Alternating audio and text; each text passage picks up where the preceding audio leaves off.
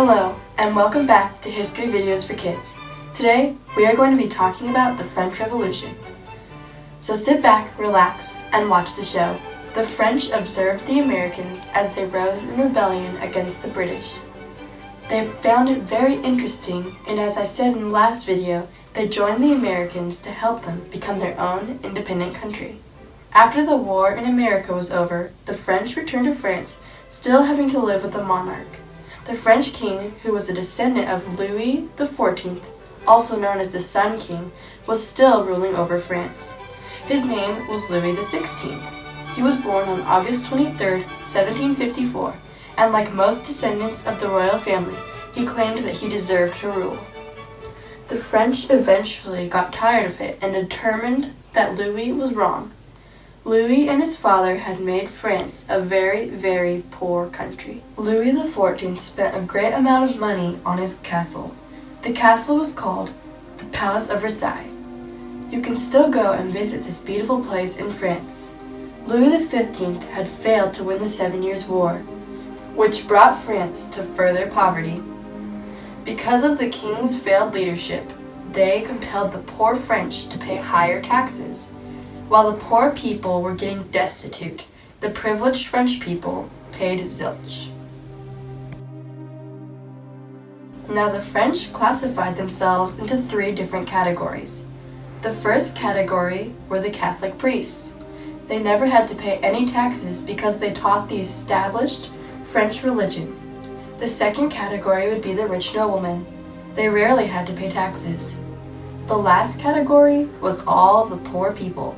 They had to pay taxes on just about everything. These people were starving. Unfortunately, the country of France went through a very hard time, where all of their wheat crops would not grow. One traveler said that the people of France were so malnourished that they looked like scarecrows. Even with the humongous amount of people that looked like scarecrows in their country, the rich French refused to give them the attention they needed. Instead of using the money to help their people, they decided to use it to give them more comfort. They squandered all their money away on coaches,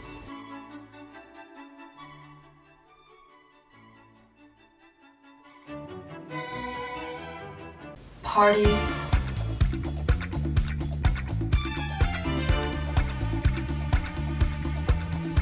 gambling,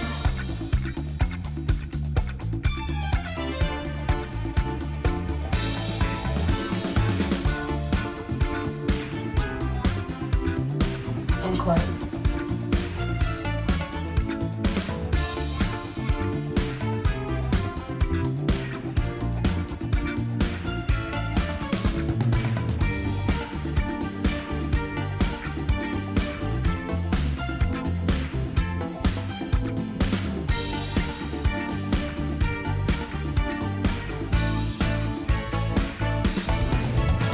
It was not only Louis's fault, though. He was married to a girl named Marie-Antoinette.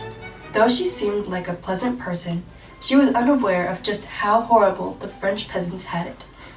She was a little childish in that she had a cute mini farm and village built so that she could play what a lot of little girls nowadays call house. She would dress up in a simple dress and grab a pail with milk, gaily skipping about her village.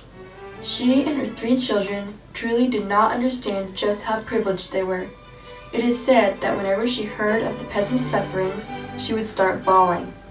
Even with the sympathy she showed here, she was rather blind to the fact that her petty way of life aggravated the poor peasants greatly. Eventually, the peasants couldn't take this anymore, and the revolution started in 1789. The peasants pleaded with members of both the clergymen and the noblemen to join them in their revolution. They succeeded in getting people from both groups. Some of the people that did not join the peasants begged Louis to call off the tax meeting before things got worse. Do you know what Louis did? He just locked the door to the voting room so that the peasants couldn't vote. Isn't that terrible? Word spread all over France about the peasants' revolt, and all the other underprivileged French people prepared to join forces with what they called the National Assembly. Many of them protested together saying, "Die rather than submit." a group of the National Assembly headed towards the Bastille, which was a fortress prison filled with gunpowder. They wanted the gunpowder to fight off the king's soldiers. They shot cannons at the walls, freed the prisoners, and cut the keeper of the Bastille's head off. Louis, Marie, and their 3 children were sent to a castle. They had no idea what was going to happen to them. While they were worried about their fate, the French people started writing a new constitution. However, there were still some French that were loyal to the throne. They hatched a plan to secretly help Louis and his family escape. As they were riding along, a man looked inside the carriage and immediately warned the people about the man inside. Louis was caught and sent back to Paris. Louis's fate was decided, and in 1793, on January 21st, he was taken to the guillotine and was beheaded. Because of this crazy event, many countries declared war on France because they did not want the rebellion to spread. Not too long after her husband's death, Marie was also beheaded. The streets were filled with the blood of the wrong and right alike. A man named Maximilien de Robespierre caused a lot of trouble for the French after the death of Louis. The National Assembly beheaded him too, and France now had no leaders. Well, that wraps up our presentation on the French Revolution. See you next time.